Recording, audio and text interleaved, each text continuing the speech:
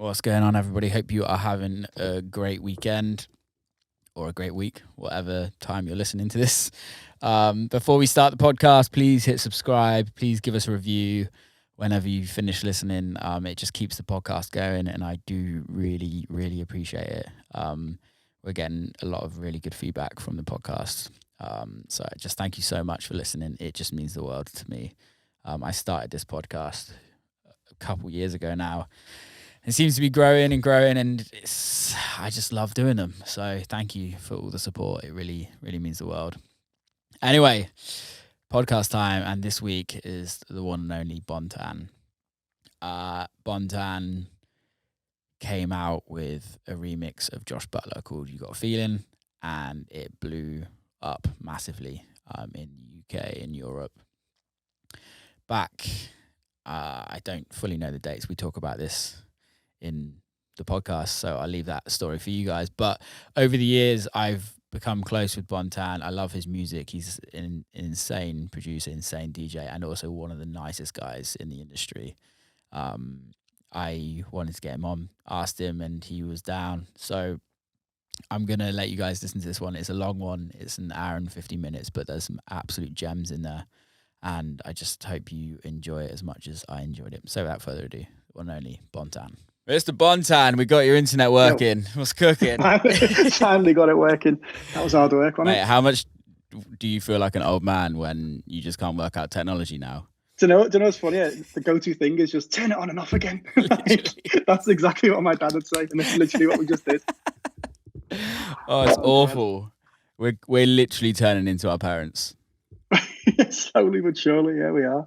Literally ran to the router, switch off quick. No, but my kids watching Teletubbies in the other room. So it's like, no, we can't. Teletubbies on. So good. How are you, man? Anyway. Yeah, good. Fresh. Feel good. I've had a couple of weeks off because second baby's due like in the next couple of days, few days. So just going to stay at home and just wait till we've got to go to the hospital, basically. Yeah. So when this podcast comes out, you're going to have a new baby. Pretty much guaranteed. Yeah. Congrats. How's dad life? Man. Yeah, it's tough, and it's the best thing ever. It's fun. It's like 85% fun. The rest is stress and anxiety, trying to keep something alive. And then the other bit of it is like just being away on the road is tough because you're just on FaceTime for twice a day, and then that's it. It sucks, but then it's good when you get home and then he doesn't forget who you are. That's always nice. Yeah, I guess so. Do you change your touring schedule, or have you like just stayed the same where you're just like non-stop? Just tried to keep it. I mean, I'm not doing any shows in December up until the end. I'm gonna have like five weeks just at home. Just that's it, and then I'm gonna do Warehouse Project, and then London at the end of the year. Yeah, and then back on tour in America in January. Sick. So it's just trying to find the balance. I'm not doing as much as I used to in terms of, say you've got like 5 down days in America. Yeah.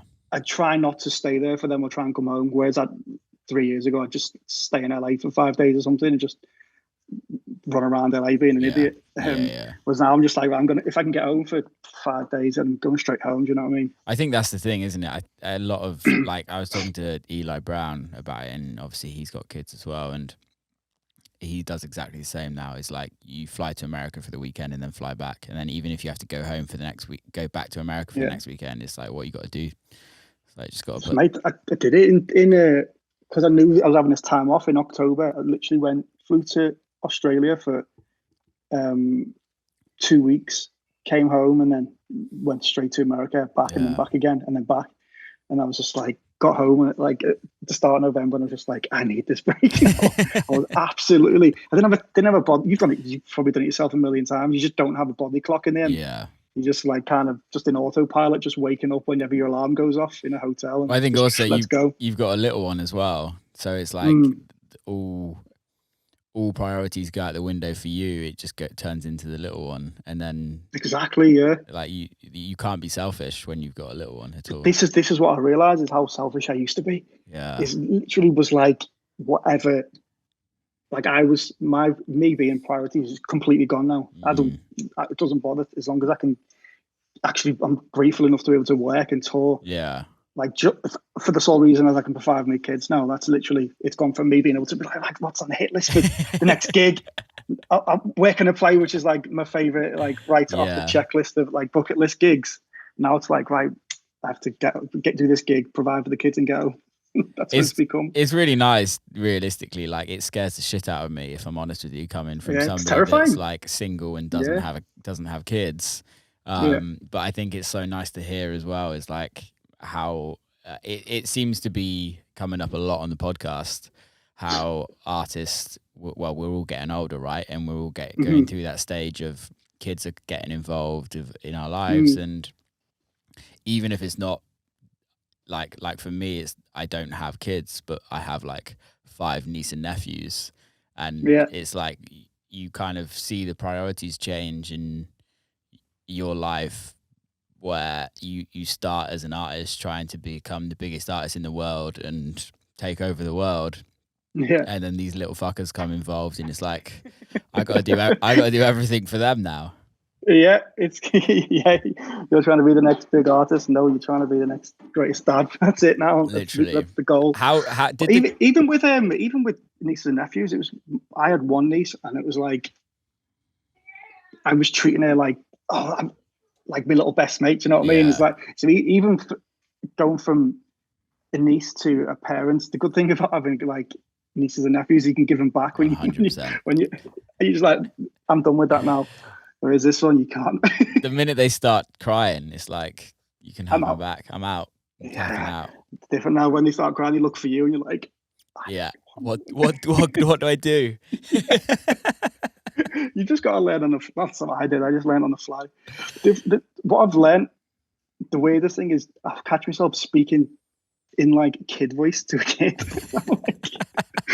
I'm that dad now that's like doing out voices and trying to be like the jester in the house on the hands and knees, pretending to be a lion and stuff. And I'm like, I've got a deadline to finish on this remix. Who would have thought it, man? Who would have thought it? I know. It's crazy. It's crazy how life. I don't know about you, but when did you have your first one? So he's 19 months. So during COVID, right? Yeah, peak. Yeah. So it's like, do you think it was kids always on the card for you? Yeah, for sure. Yeah. I've been with. He's going to run into the shot now. You can hear him. Yeah, always on the cards. Yeah. Yeah. It was always, because I've been with Steph for years. Yeah. Years and years. And we've been married for a long time as well. So, what do you want? What are you after? That's how most studio sessions go as well. Is it really? Oh yeah, because he knows what goes on in the studio. Yeah. So he'll run up and run into the room and just go nuts in the studio. That's so good. Yeah, I've got him on drum machine. He's pretty sick on a drum machine already. Do you reckon you're going to turn him into DJ? Yeah, absolutely. 100%, isn't it? Do you know what it's like? I just want to give him options, you know. Yeah. Because when I was in school, it was like, I was probably the same for you. You've got certain career paths, certain jobs, and there was no such thing as being involved in the arts in my school anyway. Yeah. Failed music. I started DJing in school, so I got my first set of decks when I was 15. Yeah. And I got ripped to fuck in school, like nailed. It was like, he thinks he's going to be a DJ. It wasn't cool to be a DJ. No. Like going to buy vinyls, like HMV and stuff, and like doing shit like that. It's like, it wasn't a cool thing to do. Yeah. And then all of like now it's the coolest thing to do. It's the but thing in school to do. It's like, it's the thing to do. So he'll probably grow up thinking this is a really cool job. And I was just like, it wasn't when we were growing up and we were in school. So I just want to give him options. Like, obviously it'll shift again. And when he gets to 15, 16, it'll be something else that's cool or he wants to do. But I'm not going to try and throw him into school and be like, right, you've got to follow the curriculum and you've got to, because I failed school miserably and I left when I was 16 and started DJing when I was 17. Yeah. So it's like, you don't have to go and follow the rules in school. Well, I think it's such a shame because I had that with my music teacher in school. He was like, electronic music's not a genre and you're not going to have a career in music. Literally, he said that to me. And I'm like, fuck you. Like, they asked you to go back in? Not yet, but they did, but he wasn't working. I kind of wanted him to be there. Just be like, so you could just go in and go, I didn't learn anything. Yeah. But it's like, Why do you think people do that? Where like teachers kind of just crush kids' dreams when it should be completely the opposite. This is going to be a massive generalization because they Of course, probably yeah. had theirs crushed as well. Yeah. Like, if this is going to sound really shitty, but it's not. This is coming from my pea-sized brain trying to make sense of why my teachers were just like horrible to me. It's like you've got a music teacher there who isn't involved in music. Yeah. So that must be like a painter not being able to paint or something. Do you know what I'm saying? He's like he's not performing, or he's not doing what he's having to teach kids that 99% of the class don't want to learn. And it was his passion back when he was growing up was to be involved in music, and he's trying to teach it these kids that don't want to learn it. I'm guessing that's probably why for most, there's no lessons and stuff. And they're usually very good musicians. Oh, he's incredible. I caught him a few times just playing piano before the lesson started, and I was just sat there just like, this is insane. But it's just about catching a certain break at a certain time, and 99% of the time people just don't get that break. Is it about not getting the break, or is it not actually working hard enough, or just giving it enough time? Because I know you before you were Bontan, you were somebody else, right? You were your own name. Yeah, I've been making music since I was 15. Yeah, so 14. I remember I initially met you as you were under your real name. Yeah, which was a long time ago. Years ago. Was it Amsterdam? I don't actually know if we met in person, but we were speaking online on Facebook. Like Facebook days, Facebook Messenger. But this was you were down as Andrew Phillips and like MSN. Yeah.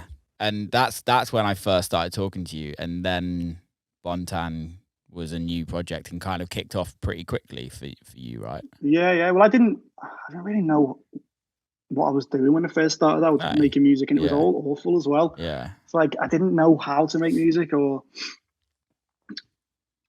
how to arrange records. I went into it so naively and just didn't do any research about how records are made. It was kind of just like, just throw it, which is how everyone's. But YouTube, there wasn't YouTube back then.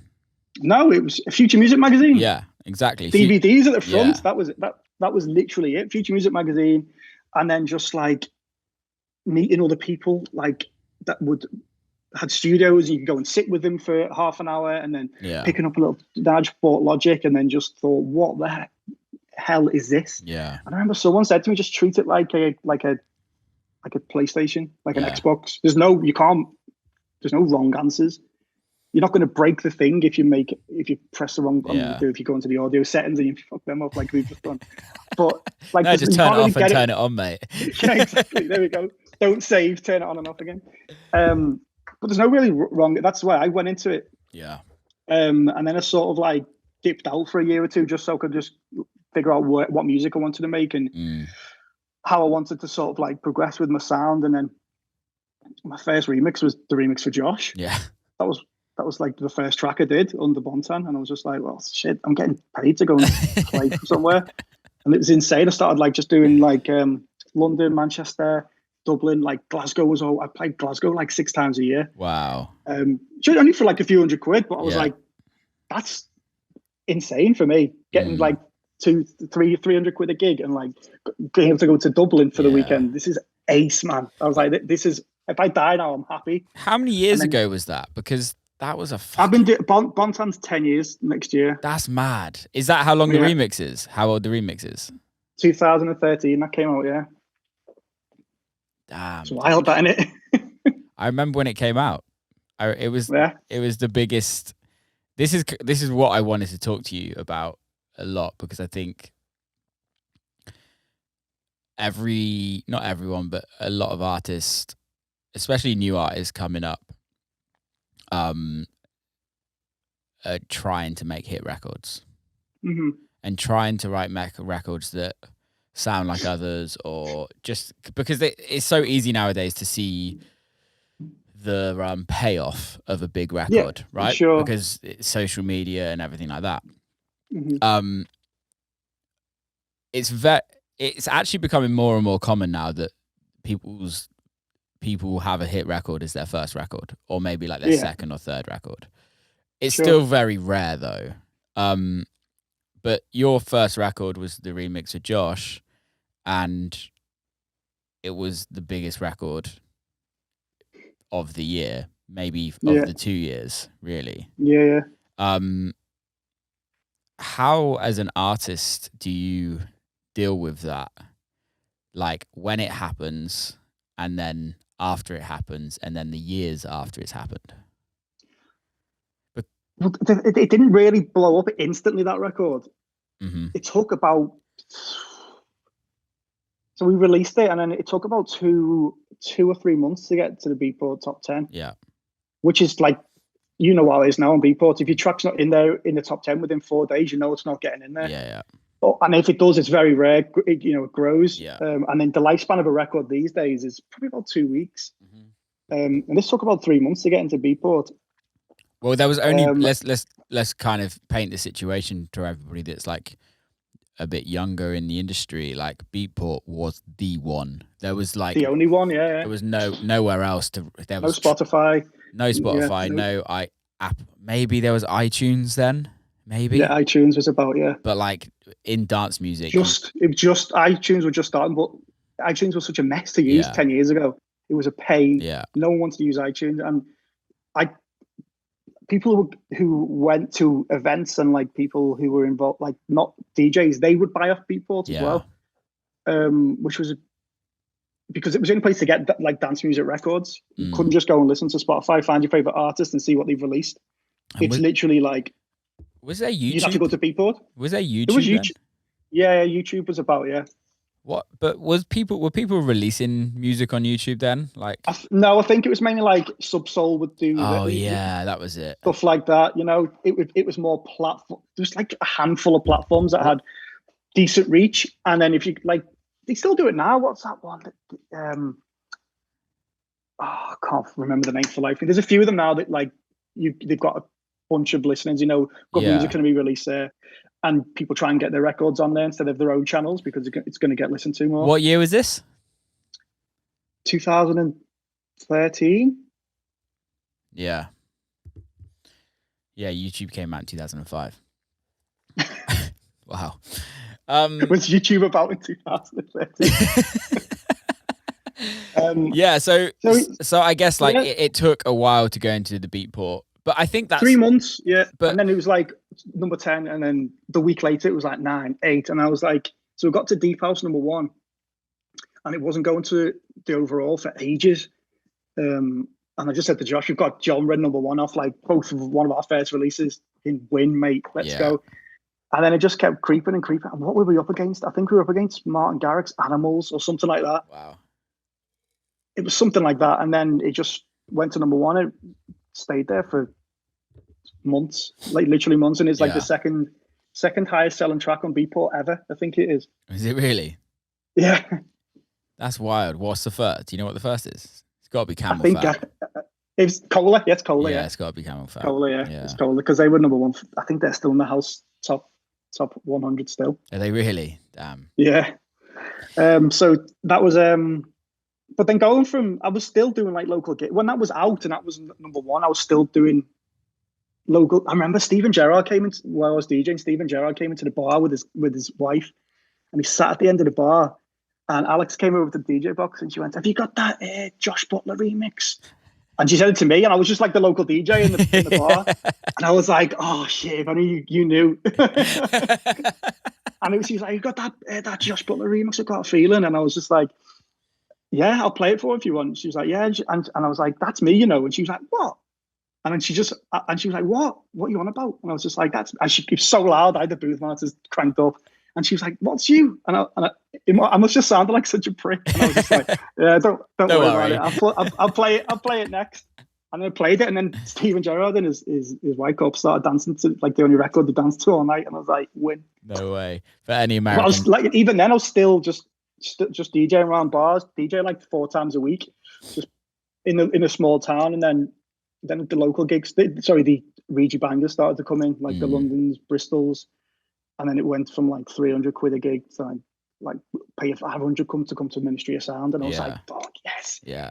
I can take the week off doing my local gigs to go and do that 1 gig in London, and then got to the point where it was like a request every week, And I hated letting people down, in the local bars because it just hated letting people down. Yeah. And I had to say to him, look, I'm going to have to give this a full go, being my full-time job. Yeah.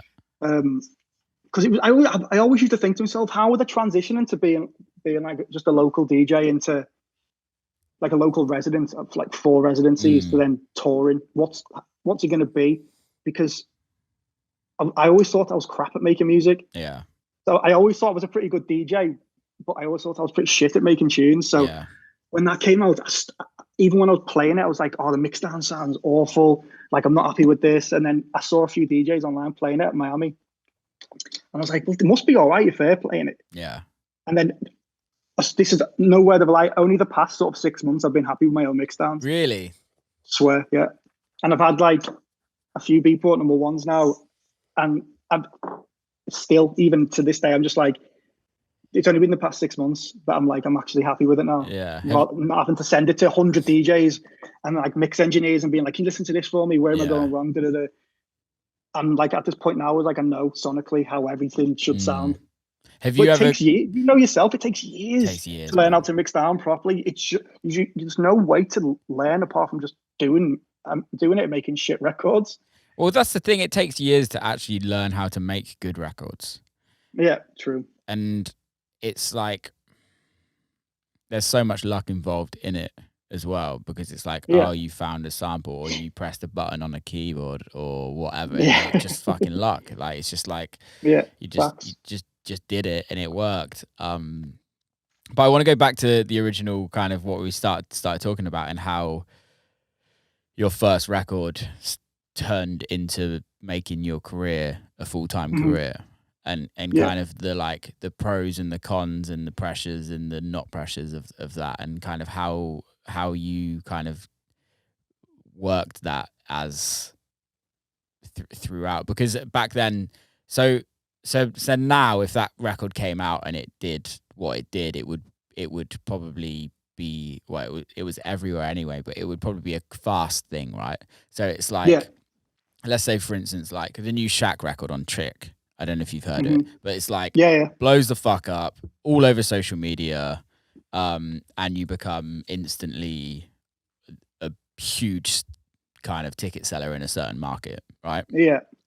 When your remix came out, like, what was the process? So it took like a few weeks to kind of get into Beatport. Beatport was what every promoter, every artist, every manager. Beatport was all you can do is compare it to Spotify in terms of like the numbers. A few millions of streams is probably like getting overall Beatport number one. Yeah, exactly.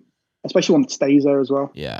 So how did that change your career? How did that move forward to like getting booked even more so? So you get booked in Ministry of Sound for 500 quid. Like, then when does it really start taking off? Or was it not? Or was it something that it was just like, okay, this record's doing really well and everyone's playing it, and then my career slowly grows and grows and grows? Like, I don't know. I knew you back then, but I didn't know you that well. I just thought what I was doing was, I never thought I could tour outside of the UK. Yeah. Because it was very much a UK sound at the time, where even though I didn't realize so recently, if I go to like South America, people ask for that record and I'm like, shit, they were into it here. Yeah. Like, there was a market here, do you know what I mean? Or there was a market in America. And like, if I go to certain places where it's my first time there, the tour videos will always be that record. Not always, but most of the time it's that record. Yeah. And I'm like, fuck, people actually did hear it. So I thought this is the only places I could tour. So at first I was like, just follow it up if you can. And then I released Move On Out, which was, I think it was Deep House number 1 or 2. I can't remember. That was like 4 months later. Yeah. So everyone's like, shit, he's red hot. He's going to keep releasing these bangers. Yeah. But then for me, that sound was like, how that sound came and sort of went, the sort of Deep House sound. I instantly then stopped making it and tried to make another set and tried to move forward. Yeah. Even though I was getting booked around the UK for these gigs that I was known for that record for. Progressing to the next stage of career, just going back to that point, you've got to sort of like, it's not necessarily just the music that you're releasing. You've got to back it up with the gigs as well. So if you turn up and like just clear the crowd or don't know how to read the crowd and just play, just don't play to what people want to hear. I feel like you've got to do that when you first start out. You can't just go in there. I mean, some people can, but I didn't feel like I could go in there and just completely express myself and play what I wanted. Totally. I was shitting myself. Like, I've got to get a return booking here because I've just left all my residencies. Yeah. So I've got to make sure every single, if I got one negative comment, it would absolutely ruin me for like a week. That's all I'd think about. Yeah. And I'd be like, fuck, I need to just go in there and those proper people pleaser, like play to the room and make sure every single person that leaves that room has had the time of their life. And then most of the time, because I'd DJ'd for a long time around bars, I could read the room pretty well. Yeah. If I needed to get off a record instantly, I'd just bite the bullet and just mix it straight away. Yeah. To make sure people leave happy. And then it's sort of like getting a return booking and then throw an extra couple of £100 on it and then move and just keep, I was battering the same markets for like 2-3 years. It was always Dublin. It was always Scotland, the 2 or 3 London gigs, a couple of Manchesters. It was always at Bristol. Nottingham as well. So I just keep going around those markets for like 2-3 years. And then I'd already stopped making that sound. I was trying to find like what I wanted to do next because with me musically, if I don't feel like I'm moving forward, I'm going backwards. So I'm not just going to sit there and just keep making the same sound before it dies out and then switch. I always want to be one step ahead and try and make something fresh. And when did my first international booking come in? Like a big international. It's sort of like you go to ADE and then I think the first one was Dubai. Because the longest flight I'd ever done was to Amsterdam. That's an interesting first international Dubai. Yeah, I think it was Dubai. And then saying that, I didn't actually go. I got the booking and didn't go because I used to be terrified of flying. Oh, really? Awful. I used to take 3 Valium just to fly to Dublin. Wow. It was awful. Yeah, so I got the booking for Dubai. That was the first booking. I didn't go. I got to the airport and just went, fuck this, and just went home. That was in 2014, 15, something like that. That was the first international. And then it was just like Amsterdam. You reach out today, you do the AD parties, and you go back to Ireland and do all them. And then I just sort of something switched when I released on Hot Creations in 2017. So from 2013 to 17, I was just strictly UK. Like I literally didn't get anything else out of the UK. And then I released on Hot Creations in 2017 and it just cracked the market for me. Really? Globally. Yeah, because I feel like, let me just figure out 17. So released a track mid 2000. So Call You Back came out with Josh. That was that overall number 1 then as well. Was that Defected? That was on Josh's label, Origins. Okay. So we released that in 2017 in May, and that was overall number 1 for, that did like a month overall. Wow. And I thought that was pretty good in 2017, considering how quickly records move. And then 2 months later, I had the Hot Creations EP. And then I had my first tour in Australia and then my first tour in America, literally the end of 2017. And I was like, Jesus Christ. I thought touring was like fun in the UK. And then it just cracked me open wide to like a global market. And then since then, it's just going to new territories. And the year after that, I went to Tokyo. And then the year after that, I've just done pretty much everywhere now. It's such an amazing that was the sort of timeline for me. It was because I thought like from an outsider and like not being like really tight with you until like the last few years, but like I thought like Got a Feeling came out and it was like explosion. Yeah, it kind of it was. It definitely was, but only in the UK. Yeah, I didn't get anything outside of the UK until 2017. The UK market's so weird. It's so strange how like it's so insular. Like England adopted the rave, right? We kind of adopted electronic music. Yeah. And just kept it there. And it doesn't, people look at the UK as like almost like the home of electronic dance music in certain ways. Yeah, for sure. But it doesn't, like a record that does really well in the UK doesn't necessarily, like now, I'm talking nowadays, doesn't necessarily do really well anywhere else.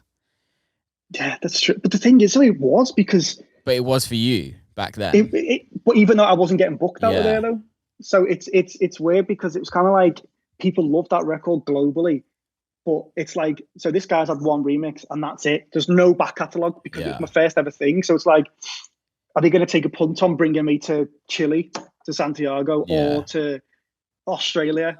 Even though it was the second biggest market, was in Australia. Was it really? Wow. For that record, yeah, because it went on to I think it got on like Abercrombie and Fitch adverts out there. No way. Yeah, so I think that's the reason why it got huge out there. But I wasn't getting bookings out there because of that record. So I was kind of like, I understand why I wasn't getting the bookings outside of the UK, because people have obviously heard it, but there's nothing to, like, Josh was going touring. Because Josh had a few records before that one. And I was thinking, oh, Josh is getting booked for all these places. And I'm like, I don't understand why I'm not, but I do now because I had one, that was my only thing. Yeah. I'm going to go over there and play one record.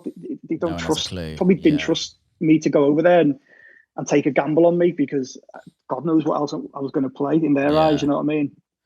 So now it's like I've got a decent back catalogue and I can kind of tour in most markets. Yeah, so it's really interesting when you say like the association with Hot Creations. Obviously, during that time, Hot Creations is still a huge record label now, but it's back then it was like on another level. One release could just explode, blow you up on Hot Creations, and that's what it did for me. Yeah. I don't think if I didn't release on Hot Creations in 2017, I don't believe I'd be touring globally. Yeah. Obviously, I'd like to think I would because I've had heaps of music since then that's been successful. But in terms of like figures, you can see it yourself when you look at streaming platforms. That's nearly as many as Got a Feeling. Yeah. So that sort of cracked me open wide. And if you got a release on Hot Creations through those sort of like 15, 16, 17, 18 sort of years, you were set. You could tour off that one release for like a year. Yeah, Hot Creations was very powerful worldwide. Very massive. Powerful. Like you said, it still is, but I think it was just a different level then. I think I'd like to get your opinion on this, but like, I don't think labels have the power that they do than they did. I think that for me personally, the only label that I see that still has the power and I mean the power to, you release a record and you're touring worldwide straight after. Mm-hmm. Even if the record doesn't do that well, and I think that's Afterlife. I was going to say Afterlife. I think they've got that market sewn up though. So that's probably why. What do you think it is that Afterlife's I don't know. done that nobody else? I just think they've just got such solid core fans, but that many of them that are like just so obsessed with the label. Yeah. That if they get a new artist on there, it's like they're cracked open wide to that entire fan base. And Afterlife is such a huge label. Yeah. And I love the music that comes out on Afterlife. I'm a fan as well. And I've done it myself. If a new artist gets released on there, I'll go and dig a little, go on Beatport and look at the back catalogue as well. And I just think they've got just diehard fans. That's what it is. And I think obviously there is other labels doing that sound, but they're the biggest. So if you're into that sound and you're into that label, you're going to be into the next big artist. And then you've got fans off the bat then. I think Anjuna Deep does really well as well. Yeah, I agree. And and that their market as well, they've got theirs sewn up. Yeah. In terms of like the houseier side though, and like it just isn't. There isn't. But I think this is my theory, and I came up with this weekend having breakfast with a bunch of mates, and trance fans are like the most dedicated fans in the world. Okay, so you'll go to a trance rave, and there'll literally be 50-year-olds in there still like wanting to hear like Adagio for strings because that's what they love. And people are going to hate me for saying this, Anjuna Deep and Tale of Us is very trancey. Mm-hmm. It's not a bad thing. It's not a bad thing, but I think people hate talking about, they don't like being associated with trance because trance is old and boring now. It's like... trance is sick. I love trance, but it's like... I think there's like... It's kind of a slower, bit more... Slow trance. What I was going to say. Yeah.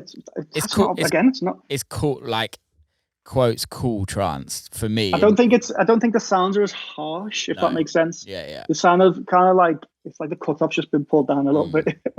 That's what it feels like. But I think that's my theory, is that they've created this kind of, it's very emotional music, and I think it people can relate to it a lot, and it's not super hard, which then attracts to a lot more of a broader audience. And they just love it, and their branding is so on point. And I wish I was going to say, I wish there was one label that would sort of like could break an act, but because there's that many labels now, across entire genres that you know, like the house and tech house or whatever you want to call it, sort of like this side of things, there's that many labels doing very similar things. I don't think there is. It's going to be a long time before there's one that really stands out and can, you know, premiere one artist that can then tour for a year or two off the back of it. Yeah, I think a lot of artists are just set up their own labels, which is kind of the way. If you want to release music on your own terms and when you want to do it, you take all the royalties, and if you've got a similar sort of level of following as the label you're trying to release on anyway, just set up your own label. I agree. I think it's also allows you to release when you want and what you want. That's the beauty of it, not being in a waiting sort of like, you've got a track, right, this can't come out for 8 months. And you're like, I don't even know if I'm going to like it in 8 months, never mind like want to release it. Yeah. And it's also like realistically, we write a lot of music.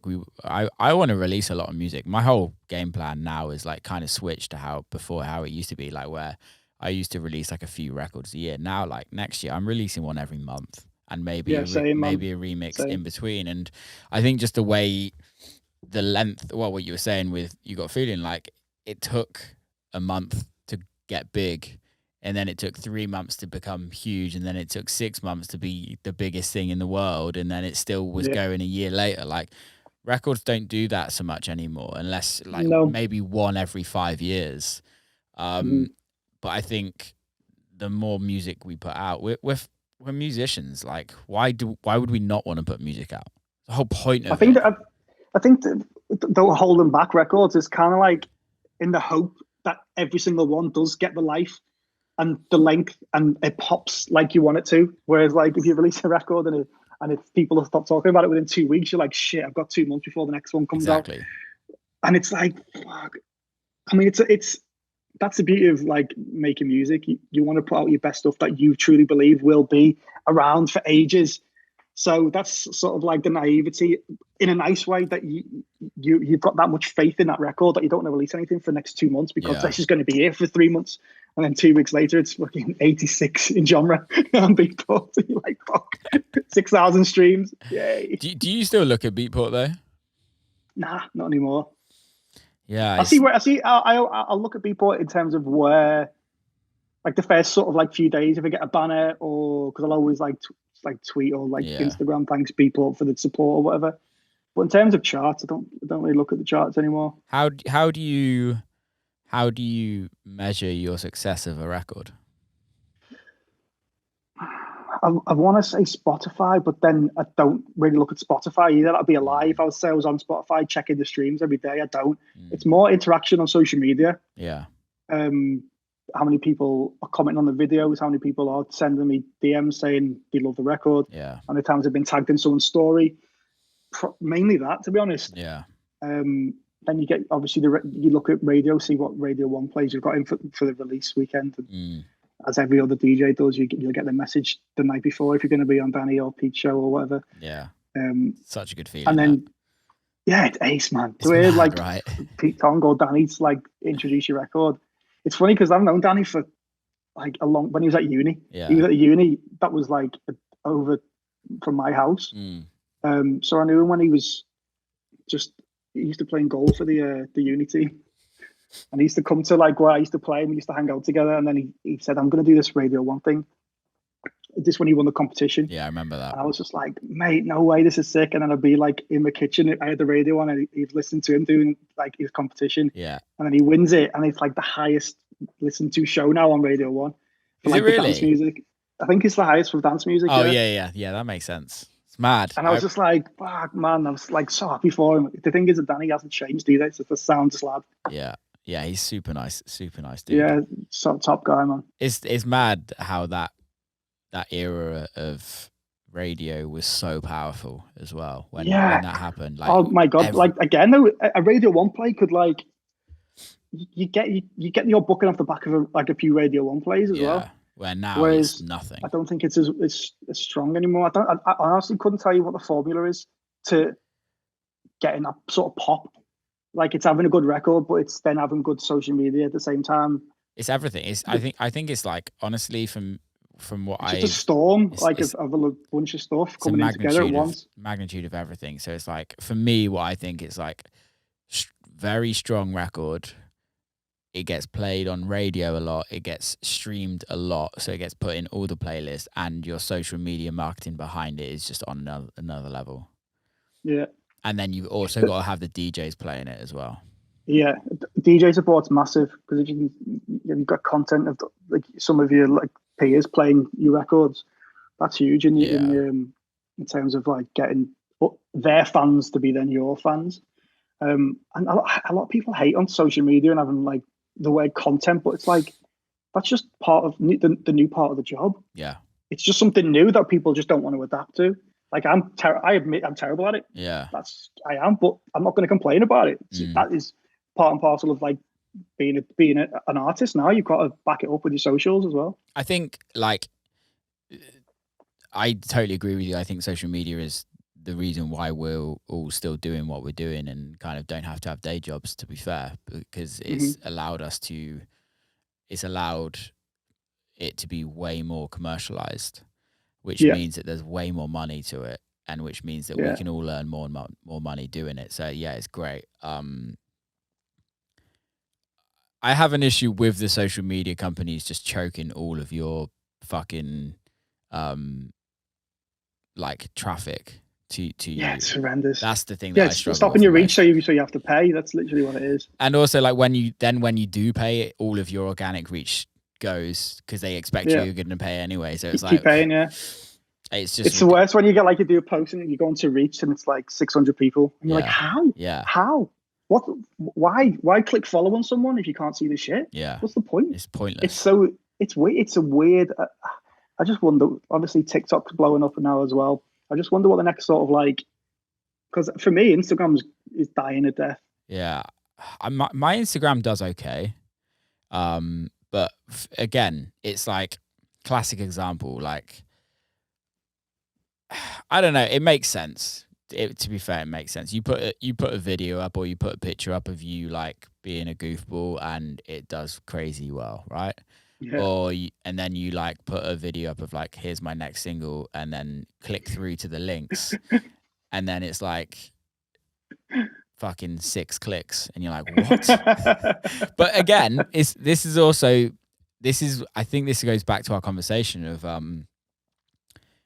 of music, putting music out and how to promote records nowadays. I'd really be interested to see your thoughts on this, or how you kind of plan to do it.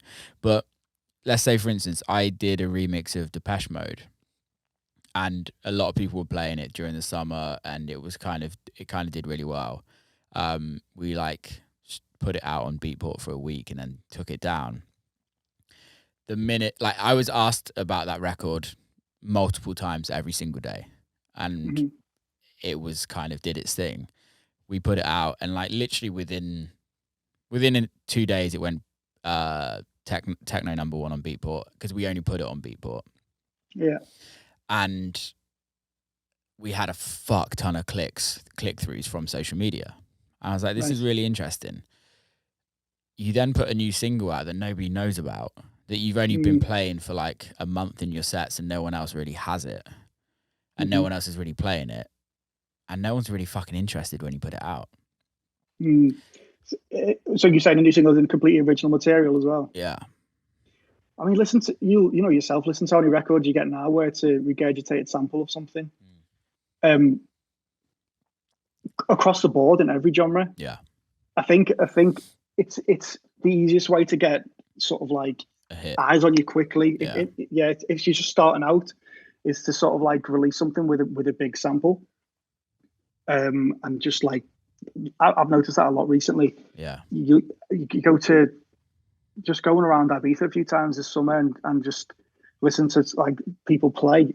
You knew 70% of the DJ sets because of the samples that were throughout the DJ set, which is mad because I don't know where this sort of like thing has come from in terms of like, it's got to have a big sample, but a sample that people have already heard. Like that's what you need now, or it's resung, or I don't know. In terms of like completely original, this is generalization again, but there's millions of records, not millions, but there's a bunch of records coming out where it is original, and you've got to just dig harder to find them. But then you play them, and people are like, I feel like this is just a kind of like impatient sort of crowds, new sort of generation of like that's it. People that are going out. I think it's just.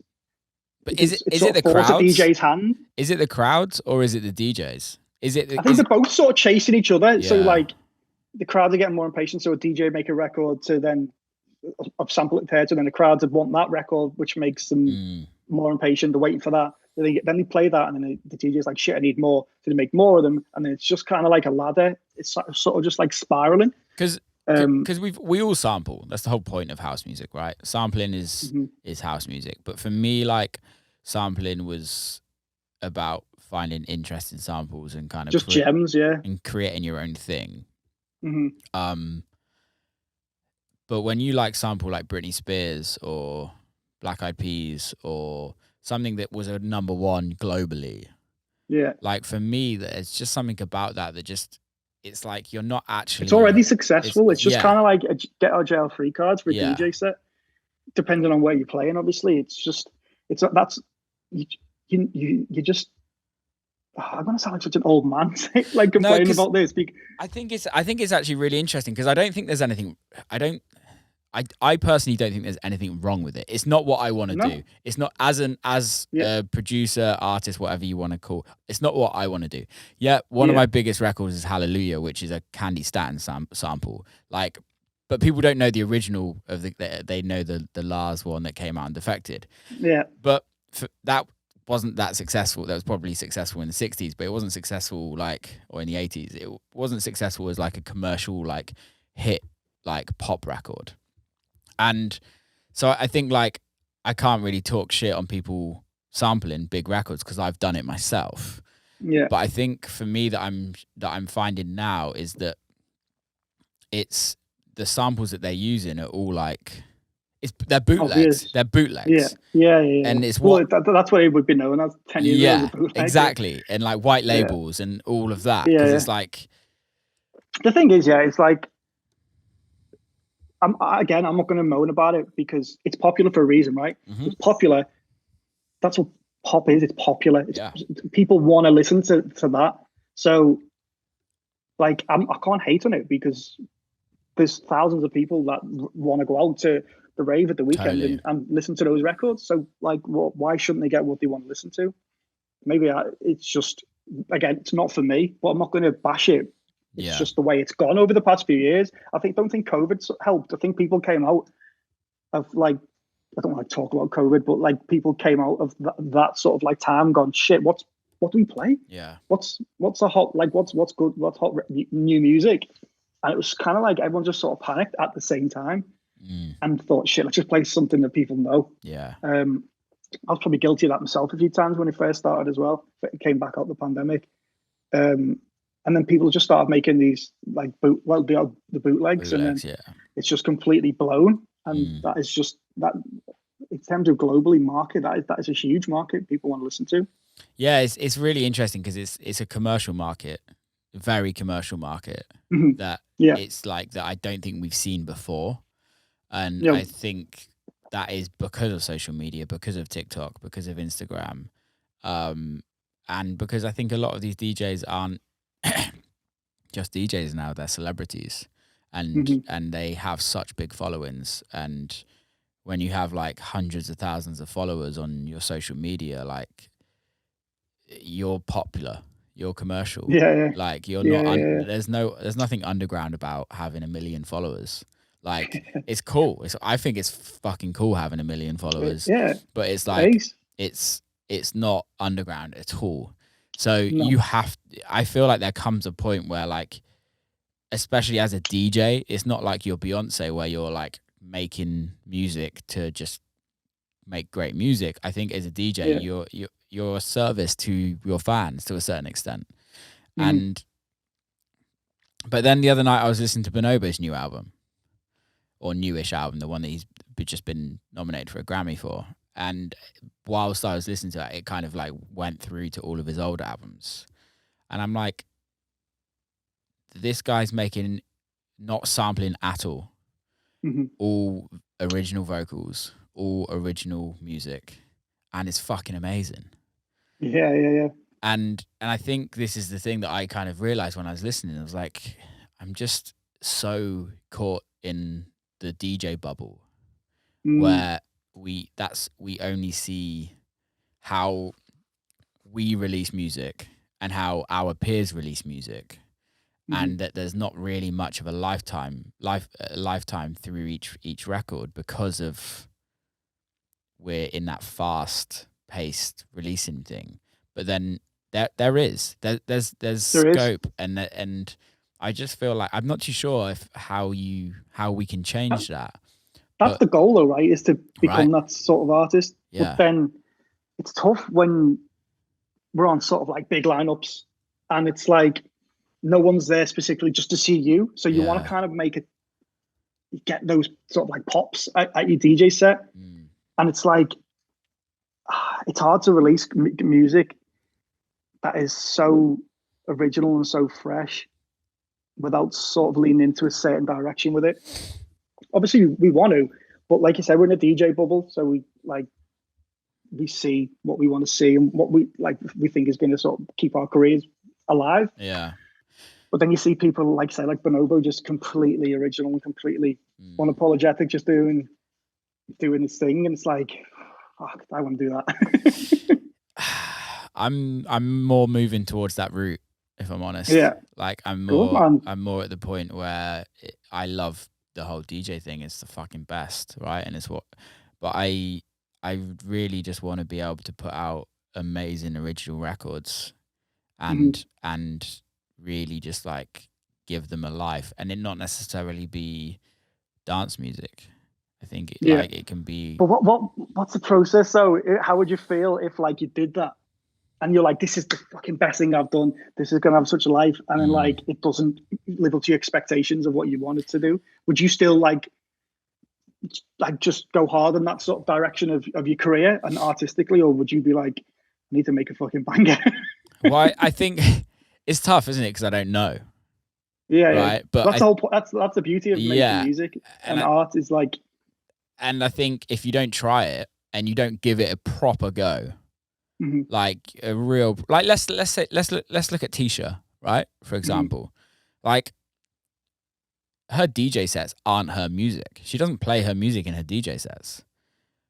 I've never heard a DJ. Very rarely. Like obviously I'm sure she does, but like I've seen her DJ sets and she doesn't really play her own music that she releases, because it's like very different. Like her music's down tempo-y kind of cool electronica stuff, and her DJ sets. I love her music though. Yeah, her music's so great. So good. But her DJ sets aren't her music. It's a bit weird that for me, where like as a like I play all my own records. Like 90% of my set is my own music, whether it's released or unreleased. But for me, the challenge is like, you can still release really great music, and it doesn't have to be like, there's so many more people out there in the world that listen to music on a daily basis that don't come to a club. Yeah. Right? Like, that's so true. Like how many, like your parents, your brothers and sisters, like they all fucking listen to music every single day, and they don't turn up to our club to see us play. Yeah. So I'm like, that would be so sick, man, where you can make records that you want, and then it's not fully expected of you to then just to go and tour those records. That'd be cool, because there's the pressure's kind of off. If you can still tour without the expectation of your biggest records being you playing them. Yeah, man, that that would be so sick as an artist and a DJ. I also think is an amazing thing is what we have over anybody else is if we could do that, if we could release records that did that, and then in our DJ sets we did a DJ edit. Like, we're so lucky that we can DJ. People like the whole live show, like doing a live show or having a band, it's so expensive. Like, right? Would you consider if you started like went down the street? Would you consider going into a live show as well? Yeah, I'd do a live show, 100%. That'd be sick, man. I just think it'd make touring like because touring gets tough sometimes. I'm not going to moan about touring because it's the best thing ever. Yeah, like it's literally the best thing. It does get tough sometimes when you haven't slept for like a few weeks or whatever, and then you're just knackered. But then if you could like just only tour a handful of times in one stint because you're doing a live show, so that would be fucking cool, man. That'd just take the excitement and nervousness up to another notch before each show. Yeah, because I think realistically the only like the DJ culture is you just tour every weekend and you don't take time off and you just keep going and keep going and keep going, which I love. It's like, that's what I fucking absolutely love. But I also love the idea of like having a tour period. But I guess if you look at like the Rolling Stones, right? Look at like all of these huge bands. They just not on the road every single weekend. Do a block, do it in blocks. But they were back in the day. They were touring. Yeah. They were touring like 2 years in a row without a day off. I was listening to a Rogan podcast with, who was it? Who did? I can't remember who it was. Anyway, they were saying they literally did 500 days non-stop touring. Jesus Christ. 500 days. Like, not going home. No wonder they were all doing heroin, shooting cocaine. Not a single day. And then you hear like Steve Aoki and like Skrillex back in the day doing like 250 shows a year. I mean, for the money they get paid, I'd do 250 shows a year. But would you though? Would you need to? It's not needing to at that point. It's sustaining a lifestyle. Yeah. So you get the first sort of like 2 weekends of a really, in terms of high fees, we're talking over 100 grand, right? Yeah. So you get the first 4 weeks, say the first month of touring, £500,000 in the bank. Yeah. But take your taxes off or whatever, you probably see a few hundred grand. Yeah, let's say quarter. And it's like, then your house, you level up on your house, you get a nice car, then it's like, shit, I've got to pay for all this stuff. Like, I've got to sustain it. And it's like just constantly. And I think that level of show and that pressure, you kind of get addicted to it as well. Yeah. Like, you can't then you know yourself. You did a massive run in America, right? Yeah. And you do 2-3 weeks of like 4 shows a week. To then go home and stop for 2 weeks I find is the hardest thing ever. The come down from the highs of you're in this place, next hotel, next gig, amazing. It was sold out, and then you're at a festival, and then you fly into this new country, and then you get home, and you're like, it's silent. It's just all of a sudden calmness in your life. Yeah, and you're just like, fuck. I can't explain it. Sometimes it's still. I just explain it as like the calm still after complete chaos for 3 weeks. Yeah, I struggle with, man. It takes me about a week to sort of like drag myself to normality. Yeah, I agree with that. I want to question that. Is it the fact that you can't sit with yourself, or is it the fact that you're seeing your peers touring and you're not? I mean, but sometimes it's out of choice. No, I know that, but like, for me, when I see a bunch of people touring, I'm like, fuck, I should be touring. I don't know. I find it different. I don't look at it like that, because when I see like my mates touring, say if like you posted an artwork tomorrow and I'd like, and I'm not touring for the next 4 weeks. Yeah. Because my missus would punch my head in if I did. But I'm not touring for the next 4 weeks out of choice. But if like you posted an artwork tomorrow and was like, or even people I didn't know, I'd be like, fucking go on. Yeah. Like, that's sick. Do you know what I mean? I love seeing people do well, even if I don't know them. But then you are right. There's a part of me that's like, this is. I love seeing people do well, but if they post up like a show that I've played and it was really good, I'm like, oh fuck, I could be going to New York to play Brooklyn Mirage now. I'm like, it's so sick. If it's like a new territory that I've never, like if it's, a show in Brazil somewhere, I've done Brazil only like three times, I'd be like, oh, nice one. But then if it's somewhere that I know that is ace, and it's a sick place to play, I'd be like, fuck, get me back on the road. Totally. Then it is just the calm with myself as well. It's like the real quiet times at home. If like I can't make music for like a week after being home. I mean, I get into like it takes me honestly about a week just to get over the jet lag and just the come down of touring. Have you ever looked at trying to like look at that?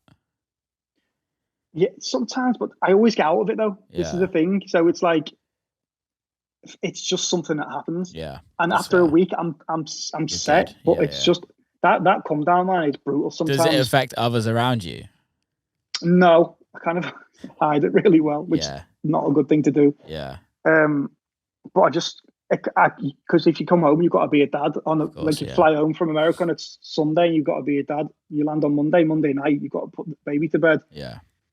He doesn't know or care the fact that you feel like shit because you've just had this massive crash of dopamine and adrenaline. It's just gone through the floor after 2 weeks of like the highest high. Totally. You've got to go and put the baby to bed. You know what I mean?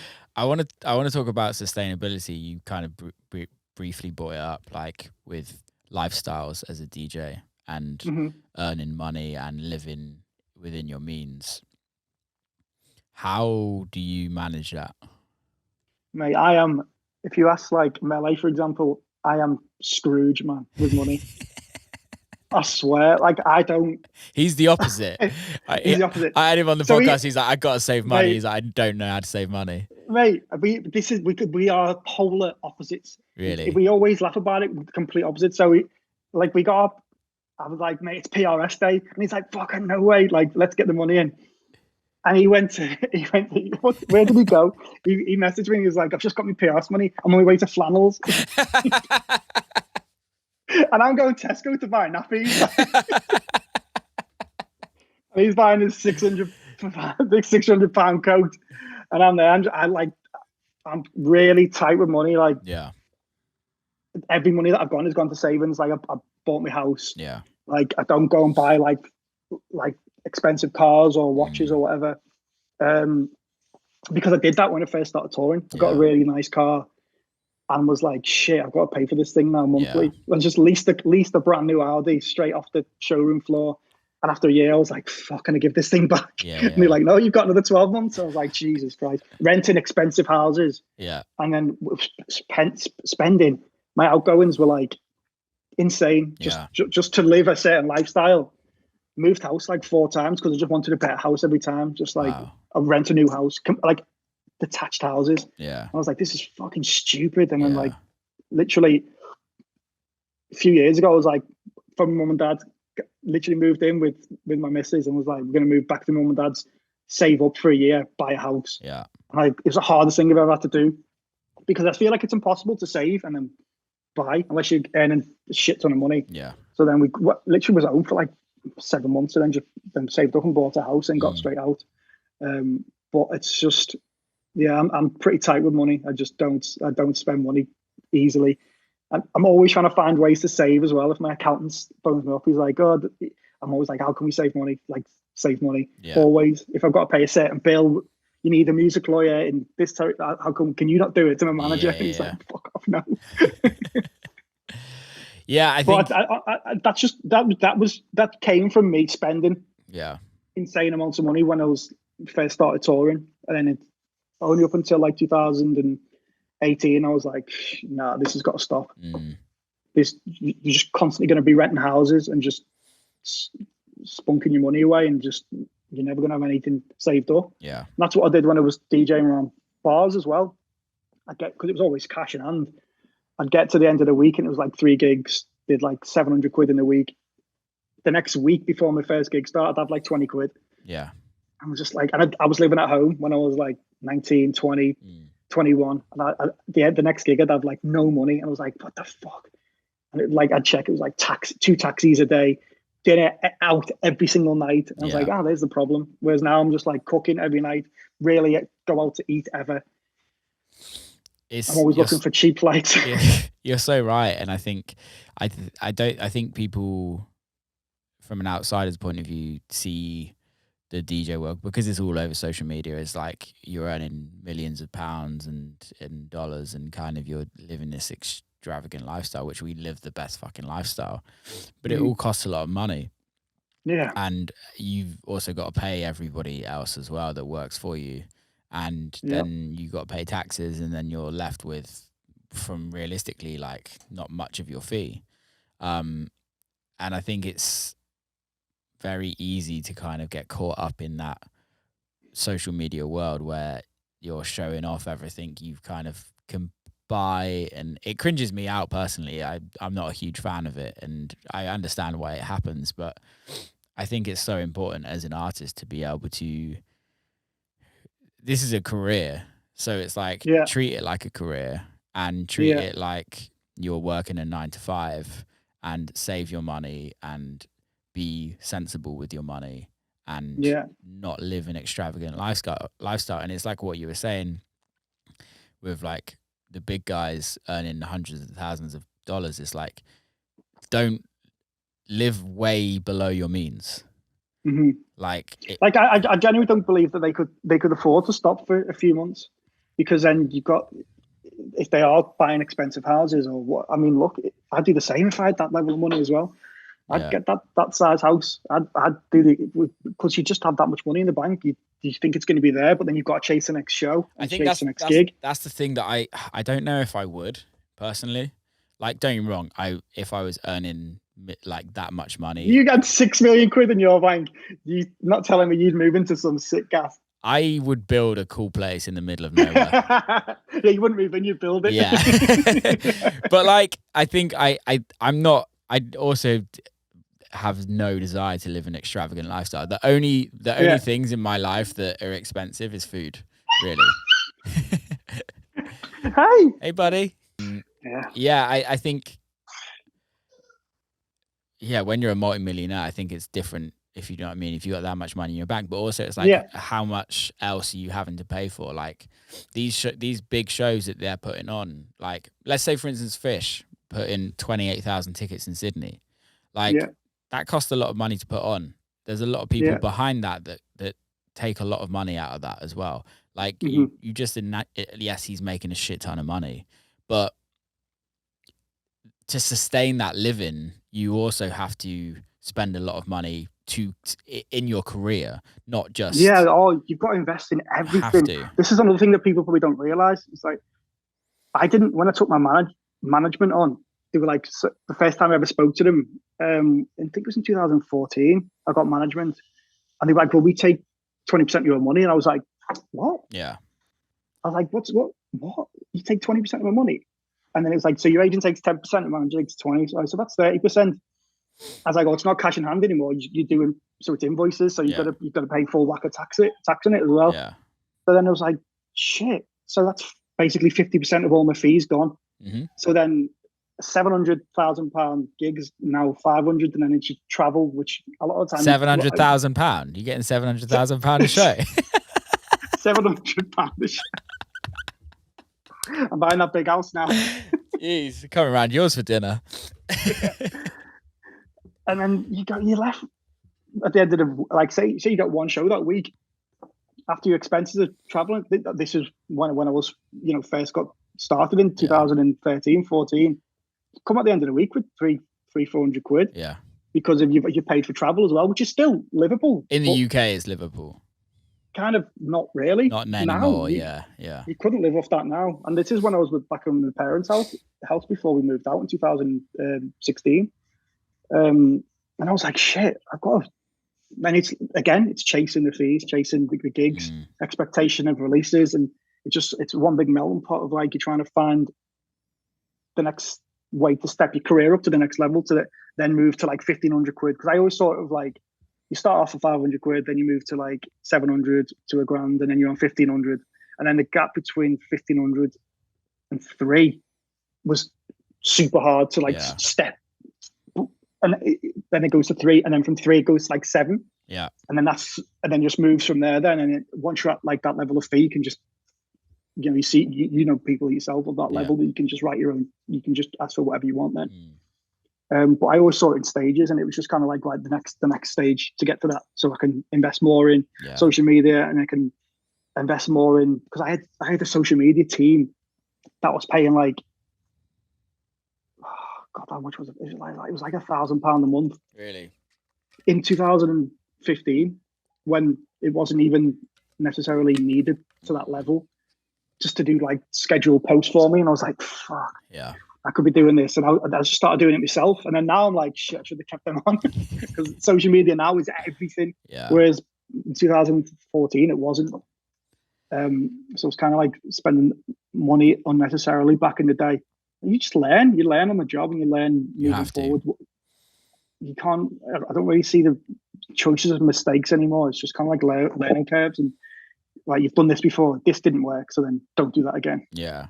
I think also cash flow is so important as a touring DJ, because you're buying your flights 3 months in advance for a show, and you're paying expenses out, especially if you're in America or you're on landed deals. Europe's a little bit different because they do different deals where it's plus. So like a lot of the time they're paying for your travel, but I think like which because the trains are usually under 100 quid wherever you're going around the UK.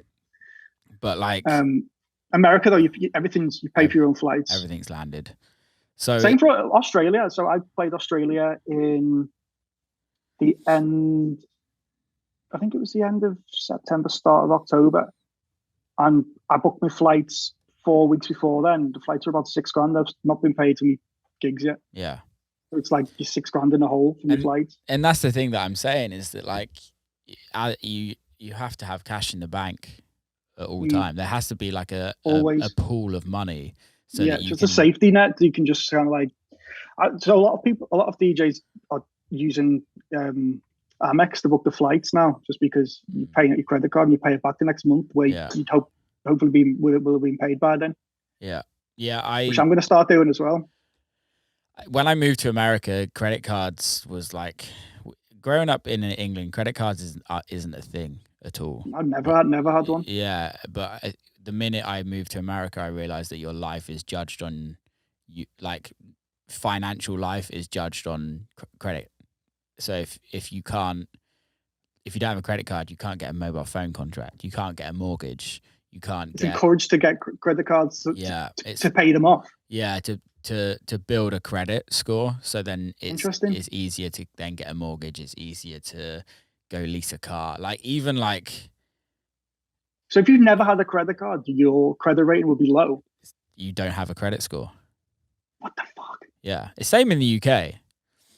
So I've never had a credit card though. Yeah, your credit score will be less than what it would be if you had a credit card. But the different thing in the UK is you don't need. You can still buy shit. you can have a phone contract in the UK without having like a credit score, because you do have a credit score, but like because you're not in any debts or anything. Like you can still get a mortgage in the UK if you don't have a credit card, because your credit score is still based on your bank. Where in America, it's very different. Like the way. Are you back in America now? Yeah, I'm in Detroit. I thought you'd moved back home. Last time I spoke to you, you said you'd moved home. Yeah. When we saw you in New York, was it Electric Zoo? Yeah, I was in the UK then. Okay. So when I'm touring America, I usually base myself in Detroit. But this summer has been like one weekend in Europe, one weekend in America, one weekend somewhere else. So it's just like I've not really been in Detroit that much. Yeah. Have you kept your place there? Yeah. Nice. That's sick to have a base over there. It's so handy, man. And this is again, it goes back to what we were talking about. Is like I was living in LA initially, didn't really like LA, so I moved. Then moved to New York. Is that the first place you moved to? Yeah. Straight to LA. Yeah. Go on, lad. Straight in. Because I thought, like, I didn't know. Like, I obviously LA is in terms of the music industry. When you first start touring America, you think like LA. Music industries in LA, yeah. And like I'd been to America a bunch, and I toured America a couple times, but that was like my first real big tour in like 2005, I think it was. Wow. No, 2015, not 2005. Because did you start touring properly in America first? Yeah. Yeah. I did That's it. right. Because you did the Dirty Bird stuff, right? Yeah, I did it backwards. Yeah. So I did it like backwards to what everyone else in the UK did. Like, I still can't get booked in the UK in a lot of places. It's But weird. I don't feel like our sounds are necessarily the popular sort of like the regional bangers that we were talking about, like the Nottinghams, the Bristols, those shows. Like, I just wouldn't connect with the sort of like uni students from those local areas. I agree with the promoters. There's no point booking me for them because it's my sound isn't necessarily that popular there. Whereas in America at the minute, it's just completely blowing up for me over there. It's like every other booking is an American booking, if not more now. So great. I think next year is going to be heavily focused on getting it backwards and forwards to America. But that's going back to that thing. It was like I was in LA and then moved to New York. I love New York. New York's my favorite place in the world. New York's the best. Fucking best. But I was at the point where I needed a place full time, and you ain't paying New York prices. Exactly. And that's it. It's like I want a level of life. Like I like a level of like niceties, right? And like I have a level where I'm not going to live in absolute squalor to just live in a city. And do I want to spend $4,000 a month on rent in New York to have like a 2-bedroom apartment so I can have my studio in my apartment with me? Or do I want to move somewhere way more affordable where I can buy a house and have... Have you got a studio in your house? Yeah. Nice. This is you're in my studio now. Nice. So it's like that was another thing. It's like realistically, how can I be so as efficient as possible so that when I'm touring in America, I don't have to pay hotels during the week. I then have a place where I can work. And we always quite like savvy with money. Or did you ever go through a period of like, obviously the LA period? No, because the LA period was like I literally rented a room. I was paying. Oh, really? I was paying $1,200 a month renting a room.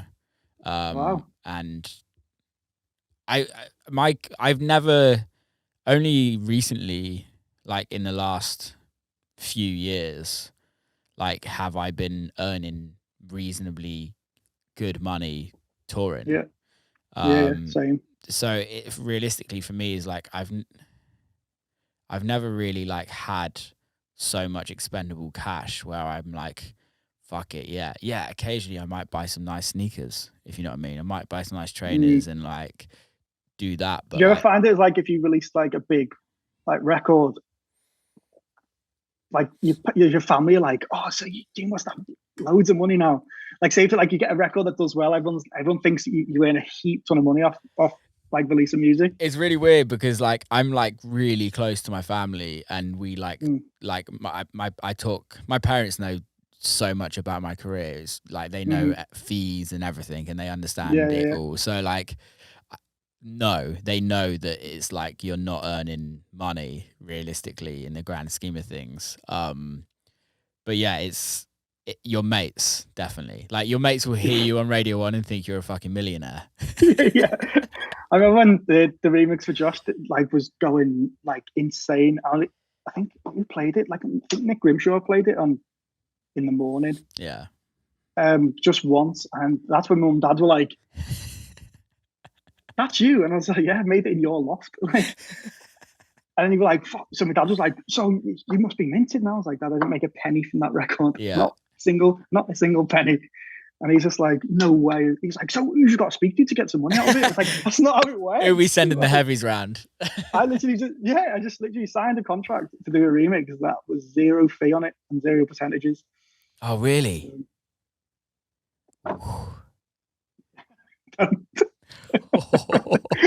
Kills me to this day, man. What label was that? It was on MTA. So basically, there was 2 remixes, wasn't there? So the first... Should I say this? I'm going to say it. So the first remix came out on MTA. Yeah. Well, the very first remix I did, the label knocked it back, which was the one that got really popular. Yeah. And I played it to Pleasurecraft. Yeah. And he was like, we'll release that on my label, and we'll do it as like because you can't just do the Bontan remix on MTA Yeah. and then the Bontan remix on the label. So we'll do a Bontan versus Pleasurecraft edit. Yeah. And that second one is the one that came out on Pleasurecraft's label. It did really well. Yeah. Yeah, I didn't sign anything for that either. Yeah, I know. Let's talk about that. Yeah, that was tough. Sorry. Yeah. It happens a lot. I'm trying. Happens, and I had no management, nothing. So it's kind of like it was messed up because that edit got taken down off all platforms. It did really well, and then MTA took it. I don't know who took it down. It was licensed by Sony for something, and then it got really messy because it was like no one knew who owned. So what. I signed a contract to do the remix for Josh on MTA. Yeah, which was just a standard sort of like heads of agreement. There was nothing. Yeah, it was one page. I just signed it. The remix. I didn't think it was going to do anything. I was like, didn't ask for any money. First ever track. I was like, it's good to be on the label. And then I obviously did that first one that Pleasurecraft heard, and he was like, mate, this is massive. Yeah. And I was like, well, MTA rejected that. And he was like, let's release it on my label. And then he got in touch with MTA and then subleased my remix. Yeah. I don't know how it really worked. Yeah, he would have licensed your remix. Change it to but then we did the edit, which got really, the edit was the original remix that got knocked back by MTA. We just did a little Skype chat and did change the arrangement and then released it on his label. I didn't sign anything for that either or ask for a fee. And second highest seller on Beatport. You just think they'd fucking give you some money. That's how it is. It is how it's asking someone for money though, isn't it? It's like, do you know what I mean? It's just human nature. Someone comes up to you and says, can I have some money? Even though initially I did sign a contract for MTA, which probably covered the entirety of what happens going forward. I don't know. But something happened where everything got taken down. I didn't have a representation. I had no management, nothing. So that remix was smashing it on Beatport. So the edit of the remix, which was both me as well. So it wasn't like they were trying to get me to sign it so they could just then take all the cash. It was kind of like they wanted to take it back because I don't know what had happened. So it kind of just got pulled. I've never seen it before in terms of like how messy the situation was. And I wasn't privy to any conversation, just little bits of it. Of like, right, so you need to sign this. I was like, cool. I was like, first ever remix. I was like, I'd probably do it again now if I was first starting out. Because this is the thing, and this is why this podcast is great for it, because there's going to be a fuck ton of kids that probably hear this and are like, don't fuck, like, it's just stealing. Yeah. But the thing is, like, if it wasn't for that, I don't think I'd be sat here now doing this. But the record was doing well before you signed the contract. True. Like, good music does well. Yeah. And I think I understand what you're saying, that you're like, that record was that record has allowed you to do everything else. Yeah, sure. Which, great. Yeah, it has. But somebody's also made a fuck ton of money. And I know I don't want to bring all this up because it's like, I'm sure you processed it and everything like that, but somebody else is making money out of someone that. Else. Yeah, which, someone else. Like, I don't know who. Like, I honestly couldn't tell you who, or whether it's one of the majors or whatever, but somebody has. And that is the joys of doing a remix, right? Like, you get a remix fee, or like, and even now, like, when I get asked to do remixes, I will push hard on the percentages, and I'll push hard on on publishing now. Like, more so than actual fee for me. Yeah. I'll always push for percentages rather than get a DJ fee in. Yeah. Sorry, not a DJ fee, a remix fee. Because you know, I'm not, especially now for me, that off chance it might just go mental. Yeah. And then there's thousands and thousands and thousands. I think push for publishing as well, because realistically, you're writing a whole new record. Mm-hmm. And true, and it's still you as an artist. And I think this is the thing that no one gets taught about when you're kind of coming up, and no one tells you about music law. Like none of us fucking have a clue about it. Like I thought I was like, if I don't know what it was. It was like I was shitting myself about signing this contract. yeah, I'd never exactly. Yeah, really released any music before. yeah, And it was doing so well. I was like, so if I don't sign this, it's going to get taken down off everything. yeah, And I was like, shit, I need to keep this alive because it was peak, like going crazy. And it got taken down anyway. Even my first like management contract, I got a music lawyer to look at it, and I still didn't have a fucking clue what I was signing, and then regretted it after I signed it. Like, you just trusting the music lawyer then at that point. Exactly, and it's like I don't know this fucking dude. Like, it could be anybody, and like I've never signed a management contract. No. Ever. I don't think I ever will either. I won't ever again. No, because you're working with each other. Like that's just the way it should be. It's sort of like a gentleman's agreement. Like you work together, you commit to each other, and if it doesn't work out, you part ways, and you have to pay someone for the next year or two afterwards. Totally agree, and I think that's kind of what happened to you. Did you sign it? Yeah, I signed it, and then I tried to leave, and he tried to sue me for £250,000, and I'm like, well, I'm not actually supposed to talk about this. I wasn't meant to talk about the thing as well, but here we are. Here we are. It's gone now. We're all friends. Yeah. I didn't pay him 200. I was like, mate, if I can afford £250,000, I would not be suing you. I would not be leaving you. Like we'd be very successful, and we wouldn't be leaving. Like, come on, let's do the maths here. Like, you know how much money I earn. Like, yes, I'll pay you. And then, cut long story short, I got out of it, but ended up paying him money. But it was, it gets messy. Like one thing I would say, if people are sort of starting out, it's just always, again, no, I'd say read contracts and be wary, but like, what does that mean? Again, if I was put in the same position, starting out again, I'd do the same thing over again. I just would. I genuinely feel like I would, just out of anxiety that it wasn't going to keep going if I didn't. Exactly. You know what I mean? Yeah. And it's just a learning curve. I wouldn't do it now, but if I was starting out again, I'd probably do this the exact same way. I wouldn't change a thing. I'd be sat 10 years on fuming.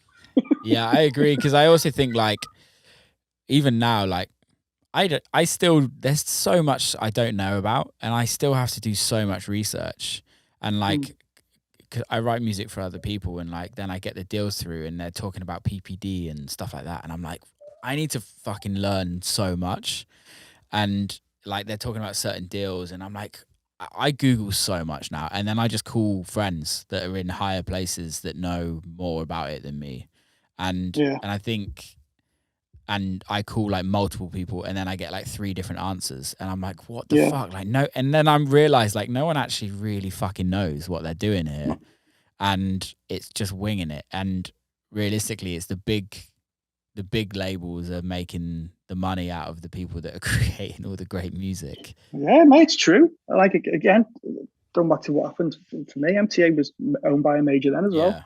I've got under no impression that it wasn't the major labels that pull the strings for every decision that happens. Of course. And that ain't going to change. No, it's not. Until, like, releasing music, you set up on your own label and release music that way. But in terms of the bigger stuff, the majors just call the shots. Yeah. And if you're just starting out like I was and put in a position where you had to sign something, I just did, and I probably would again. Yeah. Just out of pressure, like I said, pressure. It's kind of fucked up, but is it ever going to change? Will it ever change? No. There's always going to be. Well, it's a world I'm happy to live in, unfortunately. That's the thing. It's sad that it is like that, but realistically, we can complain about it all we want, or we can just get on and write as best music as possible and keep going. That's it. Yeah, man, that's all we do. Like, realistically, the majors, especially in our world, like, the majors sign a dance record, not really because it's going to necessarily do well as well. Like, they have fucking Adele. Like, they don't need us, if you know what I mean. No. They're signing culture. That's the reason why I feel like they're signing dance records is because of the culture behind it. It makes the label look cooler. It gives them different culture. And look, a remix, we can complain about majors, but a remix fee from a major label is always nice as well. It's always nice.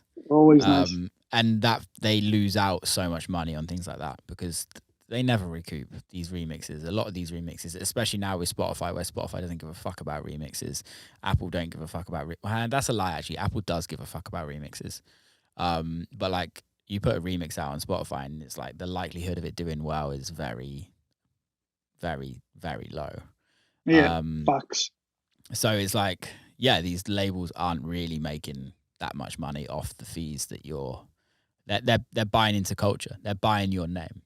That's what they're true. paying for. It's true. So it's and they always will. Yeah, I think they always will. They always will, and they always do. But again, I'll take the fee and do the remix. Yeah, yeah, man. As you probably have many times before as well. Yeah, couple I've regretted over the years, but is what it is. Yeah, there's always a few that you're like, oh, fuck. I did like 2 during COVID.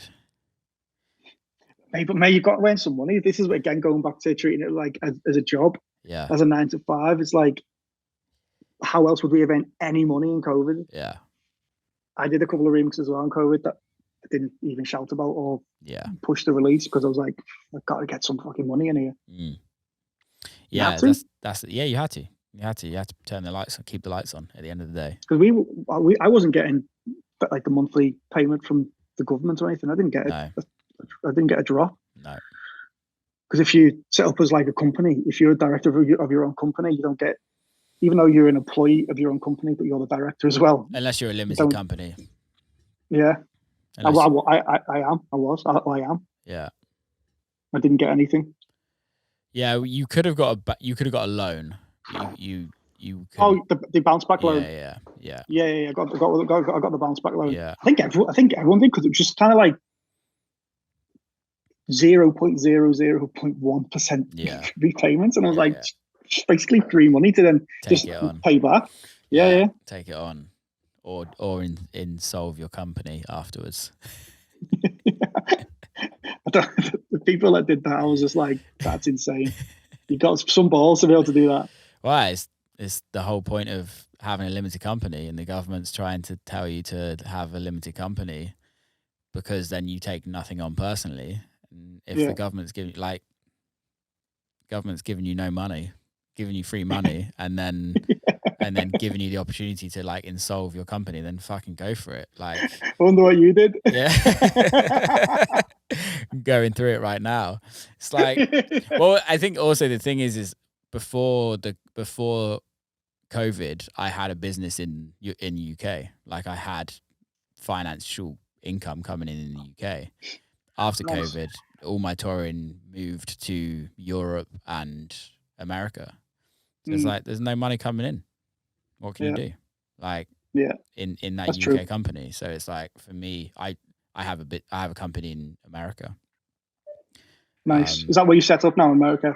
I've been set up in America. I what was that? It's all good. But yeah, I think I moved everything into America pretty much when I first started touring in America. It was like the first thing I did was like work out how to get this taxing in America sorted, because it's a nightmare, as I'm sure you're I'm trying to go through a tax return in America at the minute, because withholding tax is just fucking insane. Nightmare. It's crazy. Yeah, and then you get your percentage back from your UK tax to up to 19%, and then you've got to do a tax return for the rest of it that's in America, which I didn't realize up until like you can only do. I thought you could take it back from when you first started coming to America. I didn't know this. Yeah, and then you you pay your management fees and stuff. Like the withholding tax isn't taken off. Yeah. So then I pay management fees from like 2017, 18 without withholding tax taken off, and I can't even claim that back anymore. I'm just like, fuck. So you're losing extra money there. I think you can go back to 2019. It's it, 2019. Yeah. So at the minute we're doing, which was just before fucking COVID. So I only did like 2 tours in 2019, just start of 2020, and then August 2021. I got over there. I got one of those what are they called? You get like a pardon from the UK to go over. Do you remember when we first came out and like you had to apply to go to America? Yeah, what was that called? And they turned down a bunch of people, and then my manager called me and was like, "Mate, you got yours through." Get the fuck out. I got on a flight. Yeah, it was I got an A380, mate, and there was 16 people on there. Wow, it was insane. I got to Heathrow and they were like they couldn't understand why I was getting on the plane. It was like no one had been told why people were traveling. Yeah, and they were like, "What are you doing?" And I was like, "I've got this letter that says I'm allowed to travel to America to work. I've got a visa." And they were so confused because I didn't have like a suit on, or I turned up in like trackies on. And they were just like, "What?" They had called like 4 different people, and they were just kind of like, "Well, all his papers and like everything's in check." I got there, and God bless Florida because they just did like loads of shows in Florida because they were just open. Florida and Texas. Literally, Florida and Texas kept DJs alive through massively. That so this was August 2021. Yeah. And then New York the week before had just been passed. Yeah. I did Elrow, New York, and it was the first time anyone had done like over 1,000 caps somewhere or something like that. And I played there, and it was like, did I do that with you? Was it August 2021? We were on the same lineup. Yeah, I did. Josh played as well. I'm pretty sure. Me and Josh played back to back. I think you were. Yeah, I was there. Yeah, that's right. I don't think I saw you though. Desert Heart on the inside. Yes. Yeah. That night was sick. That was so good. It's so good. And then it just that flight over was weird, man. It was fully staffed. So like, and those A380s, there's like 20 staff. Yeah. So everyone had an air steward to themselves. Wow. And it was insane. I was just like, everyone just started talking to each other because I think they just sort of like moved everyone to club, which is business class. Oh, really? So everyone just sort of like could just sit where they wanted. It was an empty wild. plane. That's it was so nuts, wild, man. And everyone just started chatting to each other and just like, "What are you doing here? How are you allowed to come here?" Oh insane, man, we're so lucky. We're so lucky. Like now we are. Yeah. I guess. I think the thing is, what have you got coming up? Just a bunch of touring. Yeah. I go back to the UK. Well, by the time this comes out, I would have gone back to the UK, going away with my family, and then going to Senate Parks with the family, and then back to New York. Took a weekend off. One of my mates getting married in New York, and then just touring. Senate Parks for the vibes. Yeah, mate. It's always fun. Love it. Always fun. What about you? You got a baby coming? Yeah, and then I've not actually got any releases planned. I'm doing some. Yeah, I've got like a bunch of collabs on the go at the minute, and just like releases, but there's nothing set in stone for next year. Yeah. But Warehouse Project end of the month. Is that New Year's Eve? No, I'm doing 30th. Nice. And then I'm doing 338 in London on New Year's Day, and then straight to America, and then just kind of I've got so many records finished that I'm just trying to figure out what I'm doing. Put in the bank. I'm going to do something with Diplo as well. We're kind of backwards and forwards working with something. Amazing. So yeah, man. Hopefully next year you'll be seeing a lot more of me in America. Yeah, man. Well, I'll be. I love it out there, man. I love it out there. It's funny, isn't it? Like how everybody that tours in America wants to be touring in Europe. Everyone that's touring in Europe wants to be touring in America. And you've probably seen it because you were touring in America as a UK artist before most, in terms of like regularly to the point where you moved out there. Yeah. And then you've probably seen all these UK acts that were like, I just want to play in the UK, to then be like, right, fuck, America's popping off, because it really is like you could tour 3-4 times a week in America now. Mm-hmm. I feel like I could tour 3 times a week in America without a doubt. I just feel, and the shows are all so good. I remember 2018, I did 112 shows in a year, and 85 of them were in America. That's nuts. I know, right? Because you forget. I mean, obviously you don't forget because it's fucking massive, but the size of America. I wouldn't advise doing that. It's not a good thing for your career when you're doing that, because it's... Is there like regional bangers that we do in the UK, but in America? Yeah. Like... Is it? What's like the maddest place you've been to?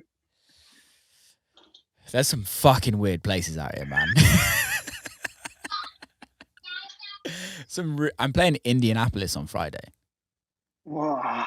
I bet you're like, what? Where the fuck is it? I don't even know where Indianapolis is. It's like 2 hours from me in Detroit, but I don't even know where Indianapolis is. Like, I always think of like Kentucky and places like that. yeah. Have you done like gigs there? I've done. So I did Alabama once, Wow, what was but that like? was like when I was 20, and it was awful. Like nobody turned up. I always think like that. Like, what would the difference be in terms of like America and the UK in terms of those Reggie Banger shows and what would be like in America? There's a lot. I think it's slowly growing. Like for me, like Texas, when I first started touring Texas, there was nothing in Texas.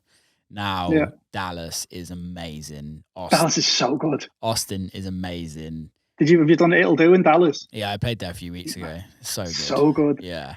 Did you do Open to Close? Have you done an Open to Close yet? Yeah. In 2020, I did Open to Close there. Can I ask, is that same guy that turns up there? He's kind of like, he wears like, best way to describe it is like Texas cowboy type stuff. And he's like, they say he's the first person there every week. He comes for like 2 hours, just drinks a Coke by himself and just dances. I can't remember. I cannot remember. I'll never forget this guy because he just stood there, had a Coke, and he was just dancing with a cowboy hat. And this lad must have only been like 22, 23, but they're like, he's there every week. And I was like, what a legend. And as I was leaving, I was just like, mate, you are a king. And he's just like, thanks for the music. I was like, but we need them people, man. Yeah, we do. Especially Open to Closes, when like, people aren't coming in for the first hour or so. You need those diehards at the front. Open to Closes are so much fun, though, aren't they? I love him. So good. I love him. But then I'm kind of like, unless people aren't coming in off the bat, and if you don't know it's sold out already, or like you haven't sold it out, you're like, fuck, how many people are actually going to come? Yeah, but I think that's playing the first 2 hours like empty. Yeah, warming up, thinking, please come soon. Please come soon. Club culture is different as well now. It's like, especially in America, you have like 2 hours. Like headline culture is such a big thing here, so it's not really about the whole night. It's about go get your drinks, like pre-game, and then go turn up for the headliner. So like, to change that culture and to change the like, I'm playing all night long, like it's hard to do. I did a whole tour of Open to Close. I did like 25 dates of Open to Close in America, which was an amazing experience. And in certain markets, they really got it. And in certain markets, you're like, why am I doing this? It's like, it's just pointless. But that's what happens when you do an Open to Close tour. You've got to like take the rough with the smooth. Yeah, it's fun because they're not all going to be the same. And also you get to just play music that you don't get to play. Like I love opening sets. I love playing opening sets, especially like when was the last time you truly get to open a set? Like you don't. Talking about opening, we had so around the time of like that remix came out, me and Josh did we'll open up for Chic and Nile Rodgers around the UK. We did the UK tour with them. Mate, the first few shows, people did not want to listen to our music because they were sold out shows. So people would fill into the venue and then we'd start. So then we'd start. I think we played the Roundhouse in London twice. We did the Friday and the Saturday. We did the whole UK tour because now I was like, I want quality house music, and then my man just sent him over all like our stuff that we'd done, and he was like, exactly what I want for the tour. Yeah. So the speakers have just switched. Yeah, you just switched. So we did. Can you still hear me? Yeah. So we did the Roundhouse, and honestly, strictly like, I lost you then. Carry on. So we playing strictly house music. Yeah. Strictly, and it was just people just staring at us for the entire 2 hours, mate. To the point where we left the first 2 shows in London. We had to go to Birmingham, and that was the next show. And like, we were driving in the car. It was me, Josh, and my missus, and we were like, we've got to cancel the rest of this tour. Like, we can't do this. We can't do it. And my missus was like, what? Get your head in the game, switch it up. Because we were like, no, he wants house music. Yeah. So we kind of like just like turned it around, and every show we were getting more used to like, no one is there to see you just open up. We're talking about open up and playing like stuff you'd never get to play. It's like play it, lean into the disco a bit more, keep it house music, but lean into disco a bit more, Yeah. explore new records that you wouldn't necessarily play. Yeah. And then by the time we got to Glasgow, we were like, we fucking nailed this. Like, we did like 6 shows, and then we got to Glasgow, and it was like The best thing ever. the best, mate. And you know, it's like in Scotland, we played like a few old classics, and then they just knew old like house records as well. So we were like, oh my God, finish on a high. We like played Glasgow, went to the after party like with everyone, and then we left thinking like without a weird taste in your mouth. Do you know what I mean? It was like the last show was we nailed it hard. And we were like, those first two shows, man, it was like, what have we got ourselves into? But then now, so then where did we play? Manchester, and there was a group at the front that were going absolutely nuts, and they kept holding their phones up, and I was like, and then Niall came out, and he'd been tweeting them saying that the opening act they're amazing. What are the guys' names? Because we didn't. So it's funny this. So the first 2 shows we had our name, Josh Butler and Bontan on the thing, and they were like, from now on, get that taken down. Like, we don't want people to like see on because no one wanted to listen to us. And we got to Manchester, and then like people were tweeting now, going, "What's the opening act?" Like, they're playing really well. He came out because he'd always come out and like take us from behind the deck. So everyone would go nuts when he walks out, and then we'd walk to the front and like say thanks to everyone and then leave. And then he kept going to me, "You guys are fucking sick. Everyone keeps tweeting me saying how sick the warm-up act guys are," and he was tweeting everyone back like with our ats at Twitter, and I was like, so "This is fucking, like 5% of the room are dancing, the rest are just staring at us." And he's like, "You guys are amazing." I was like, "Yes, let's go." Oh mate, that's an absolute win. Yeah, it was. That must have been an amazing experience. Yeah, just to see that level of sort of like production and that side of like performing in a way. Yeah, it sort of like sets you up for playing like big festivals, because these were arenas, like these were sold out arenas, like up and down like the UK.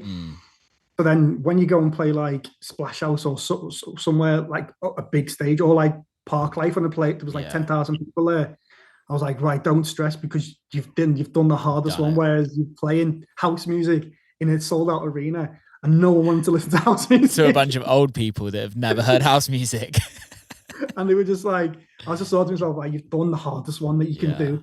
Yeah. Like, anything else out from here is going to be a breeze. And you got through that fine, and you didn't get. You didn't die. You didn't die. Yeah. But yeah, that was a strange experience, man. Fun though, a lot of fun. Yeah, I bet. I don't know, just hands down the nicest person ever as well. Yeah, I've never met him, but he always seems super nice. So sound. Yeah. He'd always come early to the shows, like meet people and stuff, and awesome. He'd always be proper good guy, man. You just don't like, especially that there's no excuse to be a shitty person. There's zero excuse. No. And when you're at that level of in your career and in life, like, you've seen everything. You've seen people come, you've seen people go, you've done everything in the world. Like, you must have learned so much wise ways, and to then come out to be a dickhead, it's just not worth it. Like, it's just failure in life, right? It's just not worth it. No, I hear you, man. Mate, we've just done an hour and 50 minutes. Oh, really? Yeah, shit. Could keep going, but I've got another podcast in half an hour. Are we going to get told off for 30% of stuff I've said on this? So it is what it is. It's fine, don't worry. Doesn't matter. It's the truth. Thank you so much for coming on, man. I've been wanting to do this for a while, and it's just great that I hit you up and you could do it so quickly. Yeah, so man. I really appreciate it. I'll probably see you on the road sometime over the next sort of like 6 months. We always bump into each other. Definitely, man. Have a great Christmas. Hope the whole baby thing goes well. Let us know how it goes. And how can people follow you on social media and all of that? Just at Bontan Beats, Instagram, at Bontan UK, Facebook, Twitter. Yeah, that's it. Sick. Mate, thank you so much. Keep safe, and I will see you soon. Love you. Peace. Love you, dude. Bye. Yeah. And that is a wrap. Big love to Bontan for coming on. I loved it. Please hit subscribe. Please review us, and keep safe. And I'll see you next time.